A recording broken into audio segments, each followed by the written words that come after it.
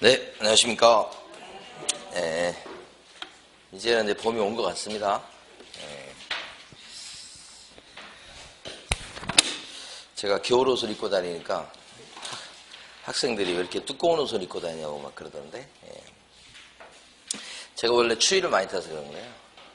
거의 여름 될 때까지 겨울 옷을 입고 다니고 가을 되면 다시 바로 겨울 옷으로 들어가고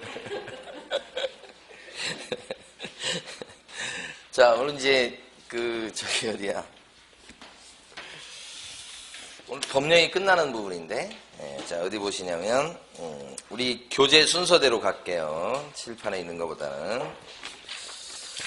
일단은 교재 293페이지 딱 펴두시고, 협회를 해보도록 하겠습니다. 협회가 어디 있는가? 협회가 한 문제 나와요. 여러분 교재는 292페이지, 293페이지 이렇게 되고요. 협회는 이제 중개사 사장님들이 모여서 만든 단체인데, 왼쪽 페이지 밑에 보시면 설립 목적이라고 해서 첫째 줄부터 넷째 줄까지 끝에 네 부분이 있죠. 거기는 밑줄을 쭉 아무 생각 없이 그으세요. 그냥 이렇게 쭉 이렇게.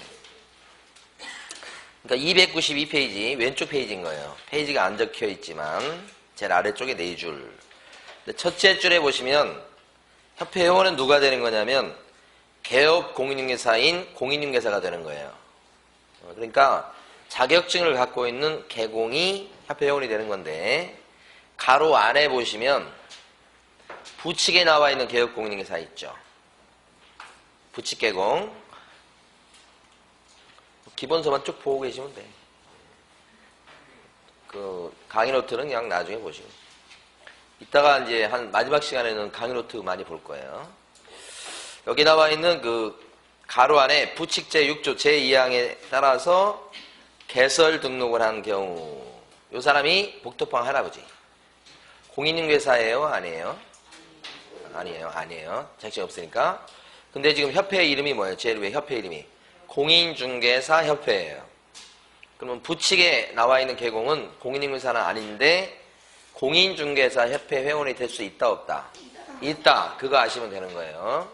자격증 없는 사람도 협회 회원으로 끼워주네요. 연세가 높으셔요, 그분들. 그래서 그런 거고. 그 다음에 오른쪽에 가시면 협회 특징 나와 있어요. 협회 특징에 보면 가로 1번에 비영리 사단법인이라고 되어 있어요. 사단법인은 사람이 모여서 만든 단체를 얘기합니다. 사단법인. 그래서 협회는 재단법인이 아니고 무슨 법인? 사단법인. 근데 비영리 성격인 걸 아시면 돼요. 돈 벌려고 만든 단체가 아니에요. 그래서 제목만 딱 밑줄 그으시면 돼. 제가 수업 시간에 하는 건 빼고 나머지 다른 부분을 읽잖아요. 떨어져요. 옆에 우리 수업 시간에 하는 것만 딱 하시라니까. 열심히 공부해서 시간 투자를 많이 하는 게 중요한 게 아니고 핵심적인 내용을 그걸 반복하는 게 중요한 거예요. 시험은 반복이에요. 반복. 많이 하는 게 아니고 한정된 조그만 내용을 반복해서 머릿속에 확실히 집어넣는 게 시험 공부인 거예요. 자, 그럼 넘어가시는 거예요. 다 넘어가셔요. 그래서 295페이지 가시게 되면 제일 위에 설립 절차에서 4단계가 나와 있어요. 잘 나와요, 여기는. 응? 저기 박스 있잖아요. 제일 처음에 발기인들이 모여서 정관을 만들어요. 정관. 그러니까 거기 발기인 구성이 이렇게 돼 있지만, 이렇게 써놨지만 저는 정관 작성이 칠판에 있는 것처럼 첫 번째 절차로 봐요. 정관 만드는 거. 발기인들이 모여서 만들어요. 정관을. 근데 거기 보면 발기인 숫자가 몇 명 이상 참석해야 돼요? 300. 그치. 숫자를 물어보니까 제가 비워놓은 거예요.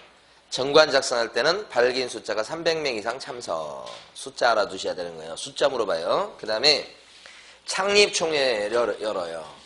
그래서 회장, 부회장 뽑고 막 그러는데 요 정관을 승인하고 막 그렇습니다. 그럼 창립총회에 참석할 숫자가 또 나오겠죠?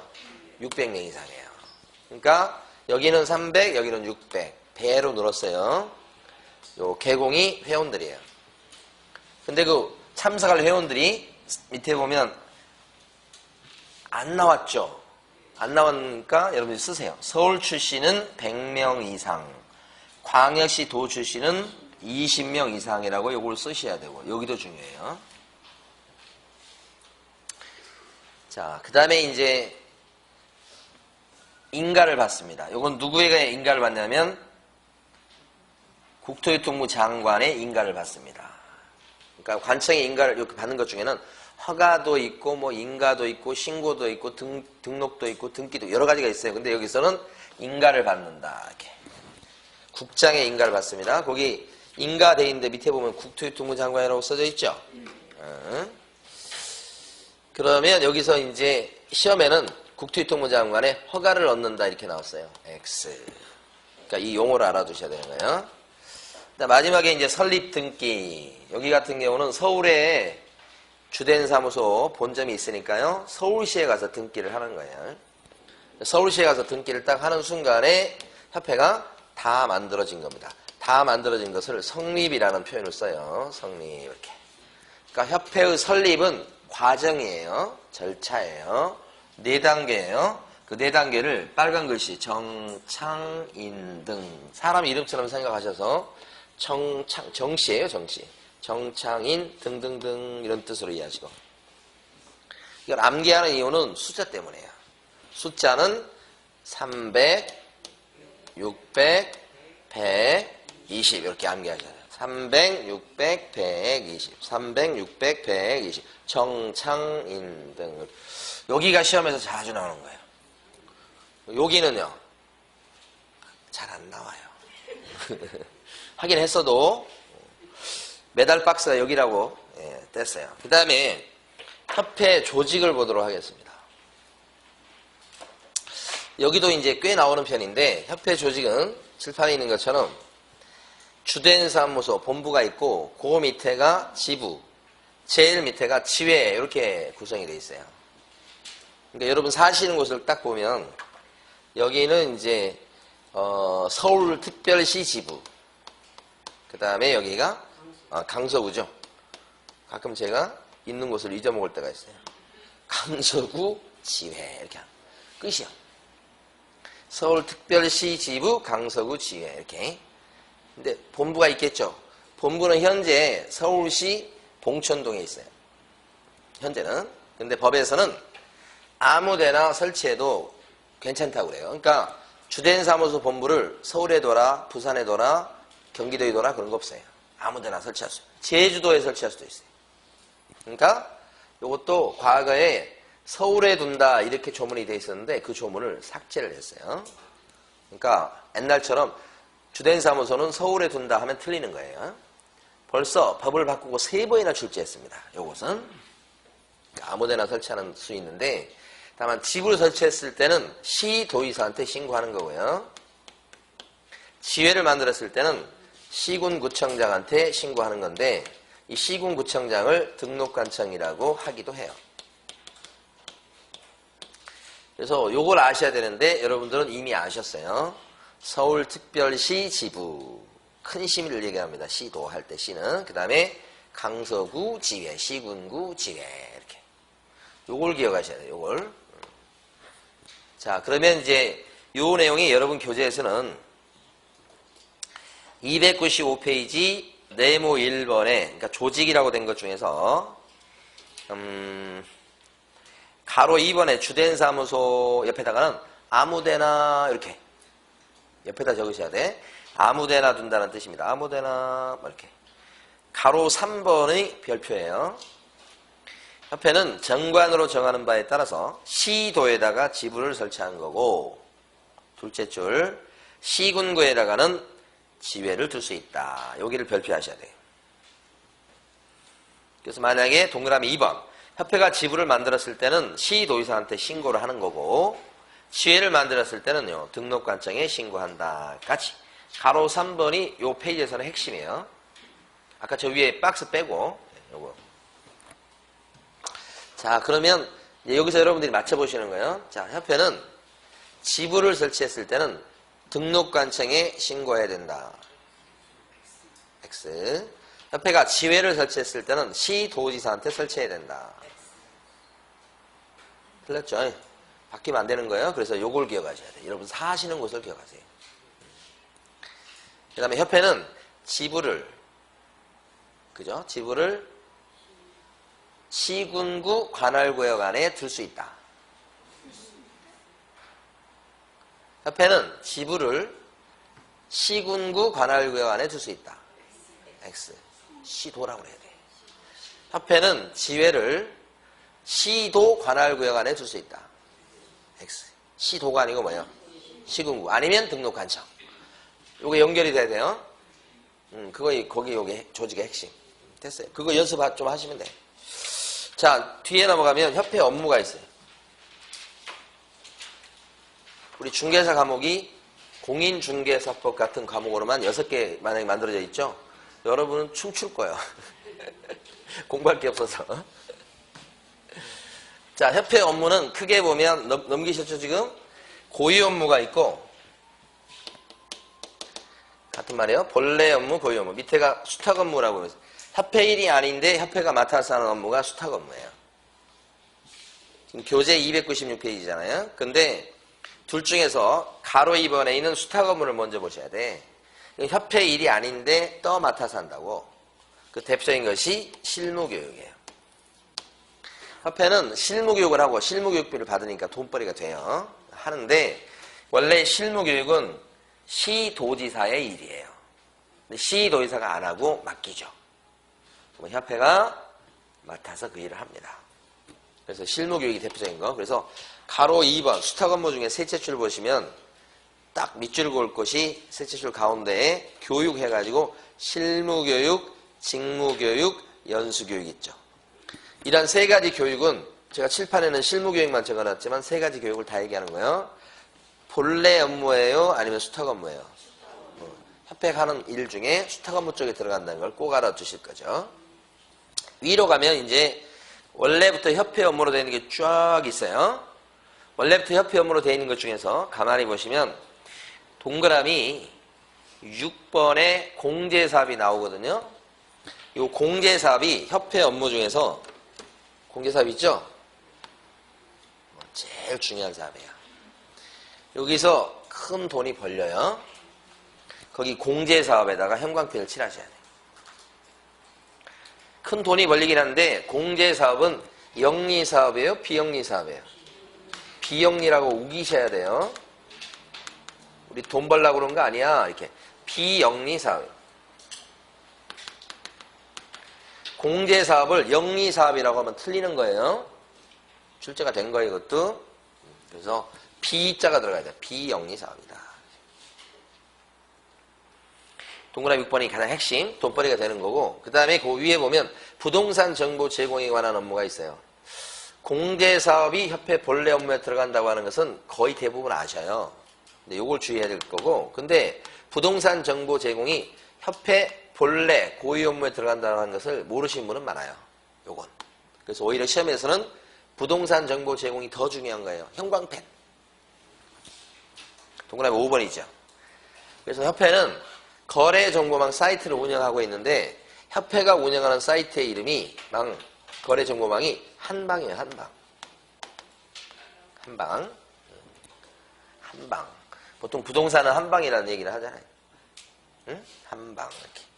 사이트 이름이 한방이에요. 여러 가지 의미를 담고 있습니다. 지금 협회가 원래 이름이 한국공인중개사협회예요. 줄여서 한공이라고 그래. 그래서 이 한자가 한국이라는 말을 의미가 담겨져 있고요. 또 하나는 다방, 직방 뭐 이런 게 있잖아요. 그 할 때 방이에요. 거기에다가 주먹, 한방 이런 뜻이 담겨져 있어요.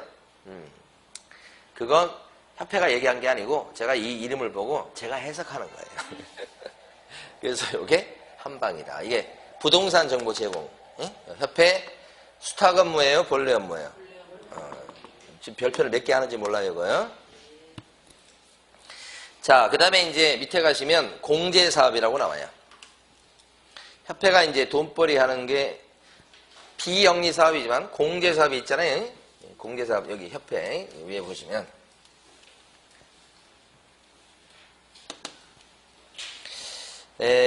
여러분, 오른쪽 페이지 가셔서 297페이지부터 밑줄을 그어볼 거예요. 가로 1번에 동그라미 1번 나온 거.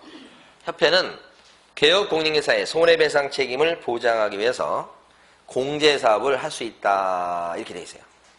그러니까 부동산 사장님들이 물어줄 일이 생길 때를 대비해서 공제사업을 하겠다는 건데, 공제사업은 보험입니다. 보험. 그럼 보험사업을 하면 돈을 벌겠어요? 돈을 갖다가 잃겠어요? 벌죠. 보험회사가 돈을 잃어요? 돈을 벌어요? 엄청 돈을 벌죠. 실손보험 빼고. 이게 보험이에요. 보험. 이게. 그래서 손해배상 책임을 보장해주는 그런 공제사업을 할 수 있다고 법이 되어 있는데, 여기서 돈벌이가 됩니다. 가로 2번에 가면 공제사업을 하려면 제일 먼저 필요한 게 공제약관인 공제규정을 만들어서 국토유통부 장관의 승인을 얻어야 됩니다. 공제약관이 필요해요. 그래서 가로 2번에 동그라미 1번 첫째 줄부터 둘째 줄까지. 협회는 공제사업을 하고 됐을 때는 공제규정을 만들어서 국토유통부 장관의 인가를 받습니까? 승인을 받습니까? 승인. 요거 인가라고 그러시면 틀리는 거예요.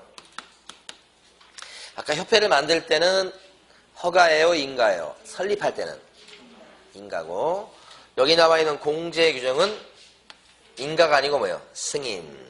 요 용어를 물어봐요. 누구의 승인이죠? 국장의 승인이다. 이렇게. 그래서 둘째 줄 끝에 공제규정을 바꿀 때도 또한 같다. 이 공제규정에서 공제료 얼마씩 내고 사고 나면 공제금을 어떤 절차를 거쳐서 주고 이런 걸 막 정해놓은 거예요. 그러니까 이 공제규정은 보험으로 치면 보험약관이에요. 그렇게 보시면 돼요. 자, 그러면 넘기십니다. 한편에 가면 동그라미 디귿번이 있습니다. 책임준비금의 적립비율 이렇게 돼 있죠. 그 두 줄을 밑줄 그으시고요.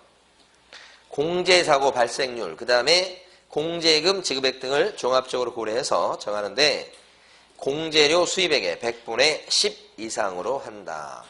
이게 책임준비금의 적립비율은 사고 났을 때 대비해서 그 들어온 돈을 일정 부분은 남겨놔야 돼요. 들어온 돈을 갖다가 다 어디 투자해버리면 안 돼. 실제 사고 날 수도 있거든. 그러니까 그때 지급할 돈이 없으면 이건 뭐 하기 위해서 이거 하는지 몰라요. 그러니까 책임준비금이라고 그래가지고 공제료로 들어온 돈 중에서 법이 정한 비율만큼은 남겨둬야 돼. 그게 비율이 100분의 10이에요. 그래서 책임준비금의 적립비율은 중요한 거 숫자 기억하셔야 돼요. 공제료 수입액 중에 100분의 얼마요? 10. 세 가지 측면에서 여러분 대비하셔야 돼요. 요 10이라는 숫자 기억하셔야 돼. 100분의 20 그러시면 안 돼요. 100분의 10이고. 두 번째는 공제료로 들어온 수입액의 100분의 10이에요.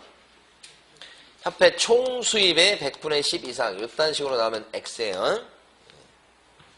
하나 더. 100분의 10 이상이에요. 별표. 이내 그러시면 안 돼요. 이내가 아니고 이하가 아니고 뭐예요? 이상. 최소한 10%는 남겨둬라 이 뜻이에요.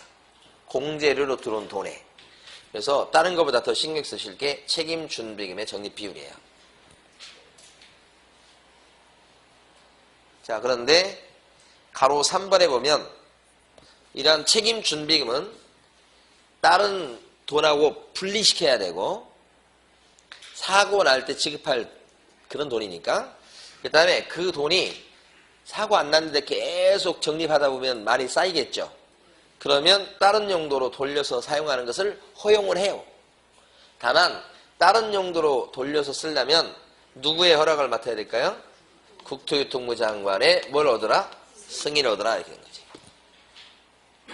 국장의 승인을 받으세요. 이렇게 된 거지. 아까 승인이 여기도 있었는데 여기 또 나오죠? 그래서 거기 가로 3번에 첫째 줄하고 둘째 줄까지 다 밑줄 긋는데 둘째 줄 끝에 국토유통부 장관의 인가예요? 승인이에요? 승인. 이렇게.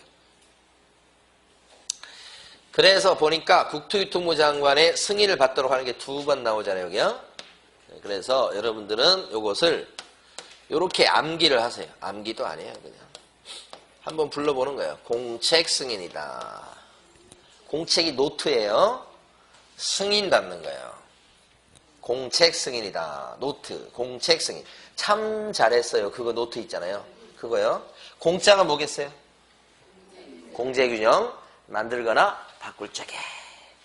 책은 뭘까요? 책임 준비금이 많이 이제 쌓이니까 다른 용도로 이렇게 돌려 쓰려고 할 때 전용이라고 그래요. 승인 받는다. 이렇게. 공책 승인한 거예요, 지금. 공책 승인. 이거 하고 숫자 공부한 거예요. 자, 그 다음에 이제 뭐가 있는가? 밑에 보시면 가로 4번에 동그라미 1번입니다. 협회는 대통령령으로 정하는 바에 따라 매년 공제사업의 운용 실적을 일간신문이나 협회 보도를 통해서 공제에 가입한 사람에게 공시해야 되겠다. 이게 뭐냐면 공제료로 총 얼마가 들어왔다. 사고 나서 얼마가 지급됐다. 남은 돈이 얼마다. 근데 공제로 들어온 돈 중에 어떤 부분을 주식 투자해가지고 손해를 봤다. 이득을 봤다. 채권 투자해서 이득을 봤다. 손해를 봤다. 은행에 넣어놔가지고 이자가 얼마 발생했다. 이런 것을 갖다가 공표하는 거예요. 그동안의 그 자산의 증감을. 그게 바로 가로 4번의 동그라미 1번이에요. 그래서 누구한테 보여주는 거냐면 공제계약자. 공제계약자의 형광펜. 공제계약자는 누굴까요? 공제 든 사람이죠. 개공이지 뭐. 그리고 동그라미 2번. 옆에는 다음의 사항을 회계년도 종료 후 3개월 내 3개월을 잘 물어봅니다. 그래서 3개월 내 일간신문 또는 협회보에 공시하고 협회 인터넷 홈페이지에다가 게시를 해야 되겠다. 3개월 이내입니다. 그래서 저 손익계산서나 대차 대조표를 갖다가 신문에다가 이렇게 공표하도록 하는 거. 투명하게 운영하려고 하는 것이죠. 그래서 여기 보면 칠판에 운용실적 공시인데 공제에 가입한 요 개공들한테 보여주는 겁니다. 일간신문에 여기다 올려갖고 협회 홈페이지에도 게시하게 돼 있어요. 그런데 이건 언제까지 공표하는 거냐면 회계년도가 끝난 때부터 요거 잘 물어본다고 그랬죠. 3개월 내 공시. 요거 지금 공부한 겁니다.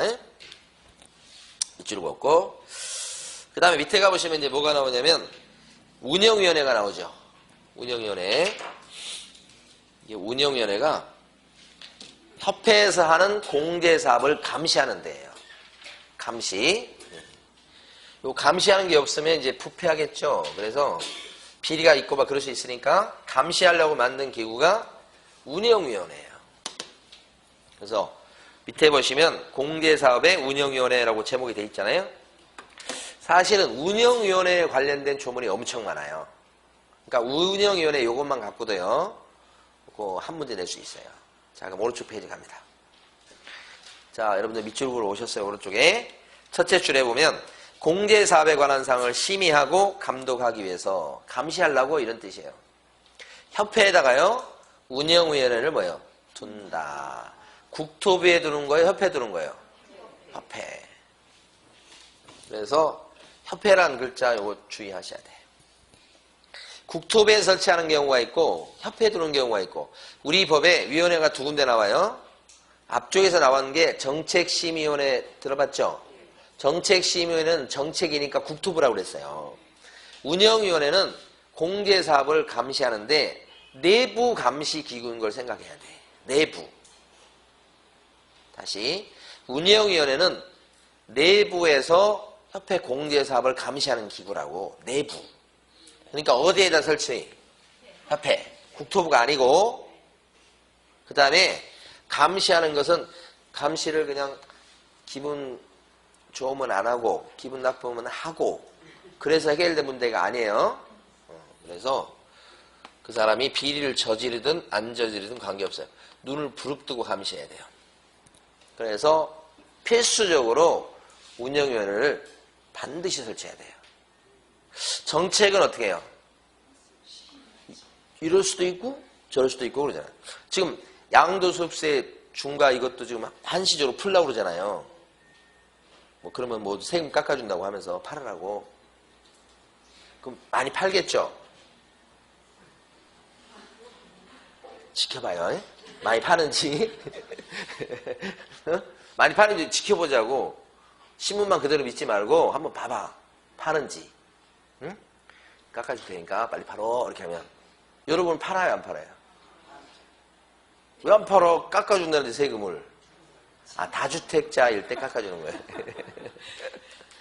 그런 게 나오면 재밌어요. 이렇게, 아, 어떻게 될 건가. 궁금하잖아요? 한번 지켜보세요. 자, 협회에다가 둔다. 이건 감시기구니까 반드시 있어야 되는 거예요. 그리고, 가만히 보면, 감시하려면, 감시하는 눈이 많은 게 좋겠죠. 감시할 때. 그래야 감시가 제대로 될까요? 여기 보세요. 감시하는 인원이 19명이네요. 엄청난 거예요. 앞쪽에 보면 왜 이걸 자꾸 말씀드리냐면 앞쪽에 정책심의위원회는 거기는 4711이라고 기억하셔요. 근데 그 정책심의위원회 할 때 글자가 정책이지만 여러분 기억할 때는 7자. 요 7자. 7자. 근데 여기 운영위원회는 19명이야. 감시하는 기구야. 많으면 많을수록 좋아. 어떻게 보면. 근데 그래서 숫자가 커. 19명이네. 이제. 19명이네. 그거고요. 그래서 동그라미 2번에 셋째 줄에 있죠. 그 다음에 밑으로 쭉 내려가 보시면 동그라미 2번 보세요. 운영위원회는 성별을 고려해서 성별을 고려한다고 돼 있잖아요. 그러면 여성을 끼워주면 돼요? 안 돼요? 돼요. 안 돼요? 성별을 고려한다고 하는 것은 여성을 끼워주라는 의미가 담겨져 있어요. 응? 남자들로만 구성하지 말고 남자들은 감시 잘 못해요. 여성분들이 감시에 아주 최적화되어 있어. 그래서 여성분들이 잘 비리가 없잖아. 비리가. 응? 그래서 감시하기도 적합해. 그래서 성별을 고려해서 여성분을 끼워주라는 뜻이고 차별하는 뜻이 아니고 그 구성할 때 동그라미 니은번 및 디귿번에 해당하는 위원의 수는 전체 위원수의 3분의 1 미만으로 한다. 그랬어요. 여기 조심하시고. 니은번하고 디귿번은 밑에 있는 니은번 디귿번이에요. 아래쪽에 가면 니은번이 누구예요? 협회회장 밑줄. 디귿번이 누구예요? 협회 임원 중에서 선임된 사람이죠. 임원 중에 일부가 운영위원으로 들어가요. 임원 중에 일부만. 그 니은번하고 디귿번은 협회 출신이야. 지금 협회 공개사업을 감시하려고 만든 내부기구라고 그랬죠? 그러면 협회 사람으로만 딱 채우면 감시가 엄청 잘 되겠죠? 그럴 수가 없잖아. 그래서 협회 출신은 3분의 1 미만으로 소수로 구성하도록 하고 나머지는 다 외부 전문가를 참여시키려고 하는 취지예요.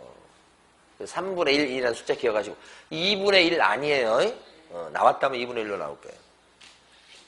그래서 밑에 보시면 운영위원 구성을 쭉 보니까 기억번은 공무원이 한 명이 끼어들어가. 공무원 한 명이 있어요. 그 다음에 니은 디귿번 묶으시고 협회 출신이죠. 그리고 나서는 외부 전문가들입니다. 그래서 리을브 밑에 보면 쭉 나오는데 대학 교수들도 들어가고요. 동그라미 B번에 있는 것처럼 변호사, 공인회계사, 공인중개사 이런 사람이 들어가요. 이런 건 중요한 건 아니에요. 근데 이제 참고로 한번 잠깐 생각해보면 법무사가 빠져 있어요. 왜 그런가 모르겠는데 전체적인 지금 흐름은 우리 중개사 사장님들이 법무사 알기를 우습게 알아요. 분위기가 그렇게 됐어. 그러잖아요. 저 우리 사무실에 앉아있으면 막 대출 영업하시는 분들 있잖아요. 경우에 따라서는 지점장 이런 분들도 와서 영업해요. 대출 때문에. 법무사 입장에서 봤을 때 만약에 부동산 등기 대행 같은 걸 주로 한다 그러면 영업해야 된다고. 법무사 중에 이제 상업 등기 위주로 하는 법무사도 있거든. 제하는 사람도 있는데 그러면 거기에 있는 그 회사 사람들도 이제 또 영업해야 돼. 그래서 일감을 따야 되는 거지. 그래서 법무사는 여기서 지금 빠져 있어요. 보통 들어가 있는데 동그라미 C번 여기는 중요합니다. 금융감독원 또는 금융기관에서 임원 이상의 직에 있거나 있었던 사람이라고 돼 있죠. 금융에 동그라미 치시면 돼. 금융 전문가예요. 금융 전문가. 근데 금융 전문가는 전직이 됐든 현재 일하고 있는 사람이 됐든 다 위원 자격이 있다는 거예요. 반면에 다음 페이지 가시면 동그라미 2번이 있어요. 2번에 뭐라고 돼 있냐면 소비자 기본법 제29조에 따라 등록한 소비자 단체 및 같은 법 33조에 따른 한국소비자원의 임원으로 재직 중인 사람이라고 되어 있죠. 여기서는 소비라는 글자에 동그라미 치시면 돼요. 뭐라고 나왔을 때 신경 쓰지 마시고 소비라는 글자가 나오죠. 그러면 요 사람이 이제 우리끼리 할 때는 소비 전문가 이렇게 생각하시면 돼요. 아까는 금융 전문가, 이번엔 소비 전문가인데 특징이 뭐냐? 이 소비 전문가는 현재 임원으로 재직 중인 사람만 돼요. 그러니까 소비 전문가로서 임원이었던 사람은 안 돼. 그래서 그걸 대비하셔야 돼요. 근데 이것도 상대적으로 금융 전문가는 현직이든 전직이든 봤을 때 다 될 수 있잖아요. 그래서 금융 전문가는 녹슬지 않는다고 생각하시면 돼요. 관도 써도. 근데 소비 전문가는요. 현직에 있는 사람만 돼요. 그래서 소비 전문가 다른 게 생각하지만 하실 필요 없고 그 소비자 단체에서 막 맹렬적으로 일하시는 주부님들 계시죠. 사실 주부는 아니고 그냥 집안일은 다 내팽개치는데 소비자 단체에서 막 열심히 일하는 분들 가끔 있잖아요. TV도 나오고 막 그런 사람들 있잖아요. 그런 사람들 생각하시면 돼요. 근데 그 사람이 집으로 귀환해가지고 집에서 설거지를 하기 시작해. 끝났어 그러면 이제. 현재 소비자 단체에서 임원 이상으로 일하고 있는 사람만 된다고요. 근데 그 일 끝내고 이제 집에 가서 설거지하기 시작하는 순간에 끝. 예? 요새는 집에서 누가 뭐 설거지 잘 하지도 않잖아요. 예. 자, 그 다음에 밑으로 가시게 되면 동그라미 이제 3번입니다. 임기가 몇 년이죠? 2년. 연임이 될까요? 안 될까요? 응? 감시하려고 뽑은 사람들 아니에요. 그러면 연임하고 그러면 별로 안 좋잖아요. 그런데 딱 한 번만 연임을 시키는 거예요. 2번 안 돼. 한 번만. 그 다음에 동그라미 4번. 별표. 동그라미 4번은 뭐 기본적으로 늘상 나올 거라고 보이는데 위원장 1명, 부위원장 1명 그래서 11명 이내로 구성하는데 위원장과 부위원장은 어떻게 뽑느냐. 호선이야. 호선이 뭐예요? 응? 불러요? 반장 선거하고 똑같은데 호선한다고 하면 어떻게 해? 자, 반장 지금부터 반장 선거한다. 자, 추천할 사람 추천해봐. 그러면 뭐요? A 추천, B 추천 이렇게 추천을 받잖아. 자, 그러면 이제 투표하겠다. 투표해. 그 다음에 이제 열죠. 그래서 이제 A 뭐 이렇게, 응? B 이거 옆 짝꿍이 추천한 거야. 우리 학교에서 그런 거 장난 되게 많이 쓰잖아요. 손 바짝 들고 누굴 추천합니다. 옆에 짝꿍 추천하잖아. 한 표 나중에. 본인도 본인 안 찍어.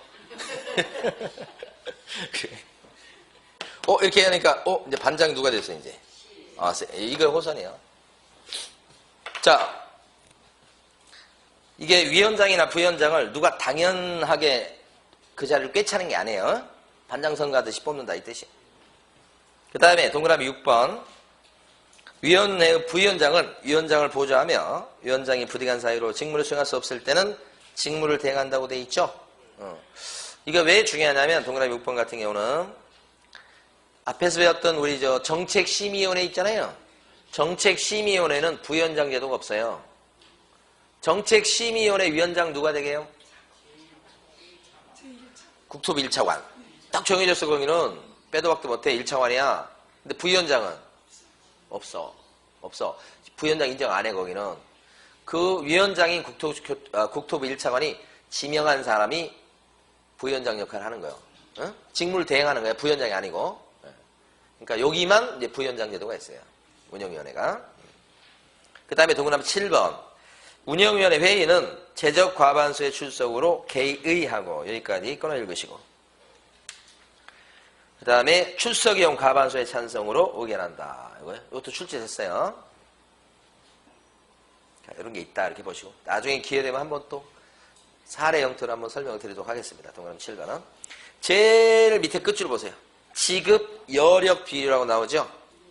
그럼 100분의 10 이상이에요? 100 이상이에요? 그치. 아까 봤던 그거 뭐야? 책임 준비금의 적립 비율은 10 이상. 100분의 10? 여기는 100분의 100. 예. 그래서 여러분들은 지금 여력이란 말이 나오면 다 했네. 여력이란 말이 나오면 여러분들은 집안이 빵빵한 걸 생각하셔야 돼. 제가 어렸을 때는 이제 그런 생각을 안 해봤는데 다 크고 나서 이제 결혼할 때쯤 돼서 할 때 제가 그때는 진짜 그 생각을 해봤어. 내가 태어나자마자 우리 집이 좀 빵빵했으면 좋겠다. 그러면 젊었을 때 그냥 놀게. 나이 들어서 노는 것도 좋지만 젊었을 때 놀아야 진정한 그 노름이지. 나이 들어서는 놀고 싶어도 못 놀잖아요. 태어났는데 막 집이 부자야. 그런 생각을 어렸을 때는 못 해봤어요. 그런 생각할 겨를이 없었는데 나중에 조금 나이 드니까 내가 태어났을 때 바로 그냥 부자였으면 젊었을 때 왕창 놀다가 그럴 것 같은데. 자, 집안이 빵빵이 되니까 지금 여력 비율은 100분의 100 이상이야. 빵빵이죠, 빵빵? 집안이 빵빵해야 되겠다. 예? 100, 100. 100, 100. 빵빵. 그럼 요건 뭐예요? 10. 응? 이렇게. 그게 구별해야 돼요. 여력 때문에 그래요. 여력제. 요거. 빵빵. 집안이 잘 살고 그러면 집안이 빵빵하다고 그러잖아요? 요새는 그런 말 안 쓴가 모르겠어요. 제가 이제 옛날 사람이 되나서 저희 때는 맨날 쟤는 집안이 빵빵해. 그런 얘기 많이 했었거든요. 자, 그 다음에 이제 오른쪽에 가시면 중간 정도의 공제사업에 관한 조사, 검사 등이라고 나와 있죠? 그거 볼 건데요. 자.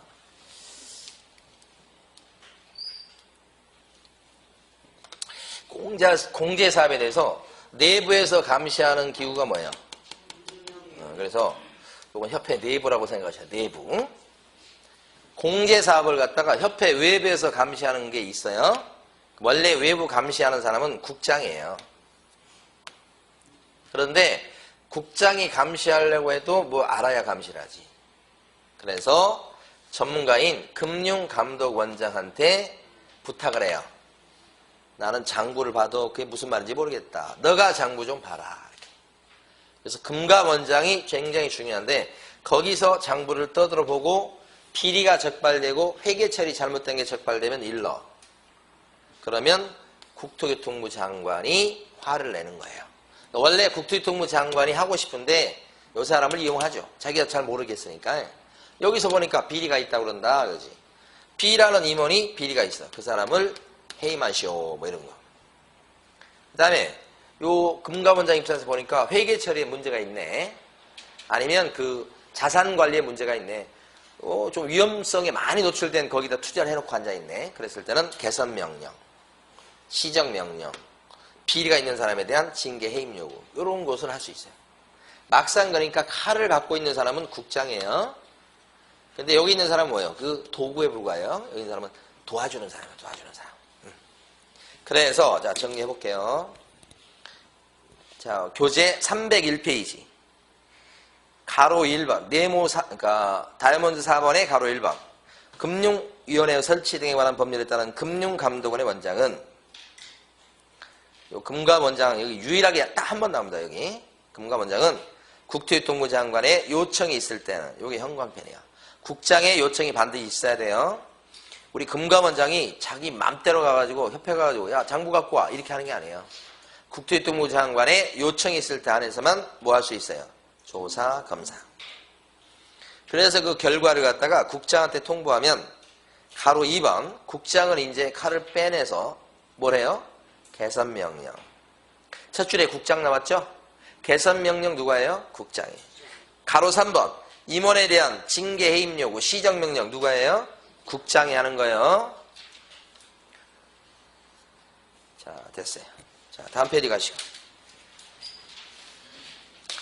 자, 일양 그 중개사 협회에 대해서 누가 감독을 하느냐 칠판에 적어 보시고 끝이에요. 협회에 대해서는 누가 감시해요? 감시하는 거예요. 그 감시하기 위해서 어떤 걸 하냐면 협회에서요 뭘 총회에서 뭐 하기로 했어요. 그러면 보고하게 해요. 보고 감시하려고. 감시는 해라.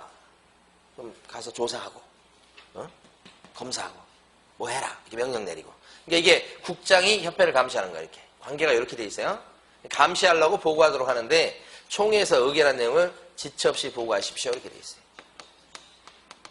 여기 여러분 교재 어디에 있냐면 넘어가기 전에